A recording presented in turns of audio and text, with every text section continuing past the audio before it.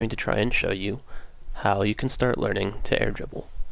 Now there's a lot of different ways it can be done, different ways you can position your car. You can do it forwards, backwards, upside down, all kinds of things. Today we're going to try and learn a basic one from the wall to the air.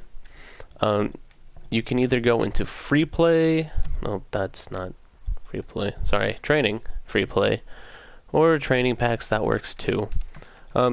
It's best to start maybe with a training pack, just so you can get the fundamentals down on what you need to do. And then once you get that down, go into free play and set everything up yourself. Because you'll find that once you learn how to do it in a training pack, when you go to do it in an actual match, it's going to be different. You're going to mess up a lot more. So it's better to start practicing in free play after you learn how to do it. So I have a screen. This one. It's by IP Joker, and there's 3 shots. The first one comes from the right wall, the second one's from the left wall, and then I believe the third shot is from the right corner? Okay. But this is what we're looking at here. So if we just let this ball roll, it's going to roll up the wall. And that's step 1 of, you know, learning how to do it, is you want the ball to roll up the wall. You don't want it to bounce up the wall, because if the ball goes up the wall and then bounces because it's going too fast or it has too much bounce, then the ball is going to come away from the wall. It's going to make it a lot harder to learn how to do everything. The second thing is you want to learn how to match the speed of the ball. You want to have the same speed as the ball does when you go up. That way when you touch the ball, it'll pop out at a nice distance. You know, it's not going to go too far, it's not going to fall short, everything else. Because if we're not going fast enough here,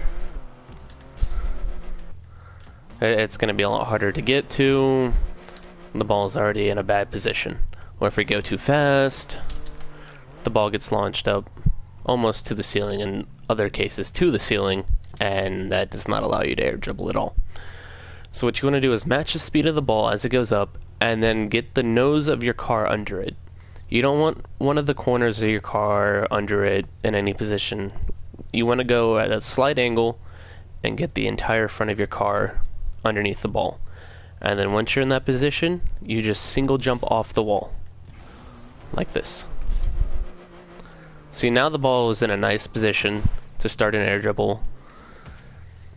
Because it wasn't too far away, there wasn't a whole lot of correction that was needed.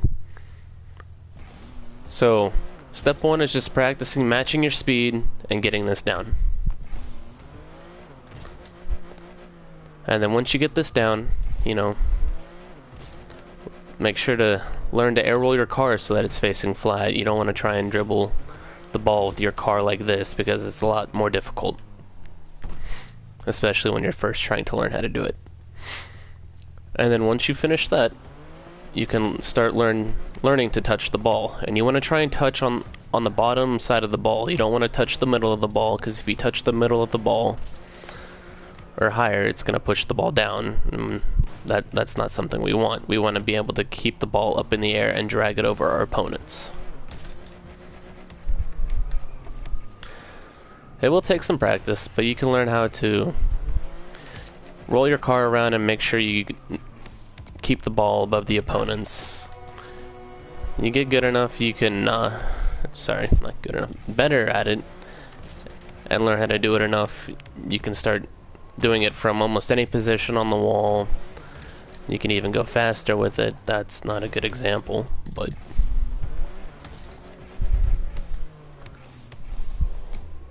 you get the idea. So remember, match the speed of the ball, get the entire nose of your car under the ball, single jump off the wall,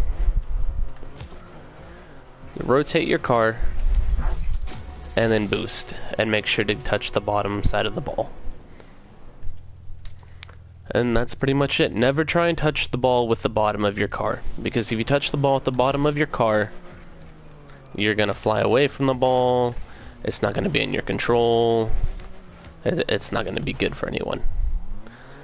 And if the ball is too far away from the wall, that is the only time you should ever try and double jump away from the wall for an air dribble, because it puts you too far away from the ball to be able to effectively control it. And that's pretty much it. Good luck in the practice, and let me know if you guys get it down.